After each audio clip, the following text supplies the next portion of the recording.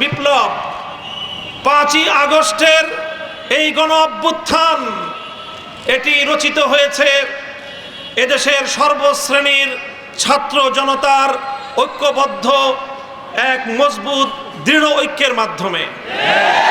এই ঐক্যে যেভাবে আমার স্কুলের ছাত্রছাত্রীরা ছিল, এই ঐক্যে যেভাবে কলেজের ছাত্রছাত্রীরা ছিল, ইউনিভার্সিটির ছাত্রছাত্রীরা ছিল, একইভাবে টেকনাফ থেকে তেঁতুলিয়ায়, হাটহাজারী থেকে রহমানিয়ায় প্রতিটি স্তরে আমার মাদ্রাসার ছাত্ররাও হাতে হাত রেখে রাজপথে আন্দোলনের এক অটুট বন্ধন তৈরি করেছিল। আজ তাই পরাজিত শক্তি চায় আবার আমাদের মধ্যে বিভেদের দেয়াল তৈরি করতে।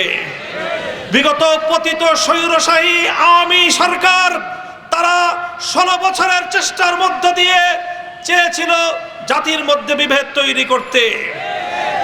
স্বাধীনতার 50 বছর পরে এসেও তারা রাজাকার নাম দিয়ে এদেশের ধর্মপ্রাণ জনগোষ্ঠীকে তারা দাবায় রাখবার ষড়যন্ত্র করেছিল।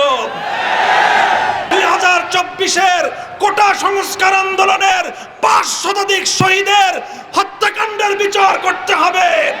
2021 সালের মোদী বিরোধী আন্দোলনের হত্যাকাণ্ডের বিচার করতে হবে। 2013 সালের 5ই মের শাপলা চত্বরের হত্যাকাণ্ডের বিচার ছাড়া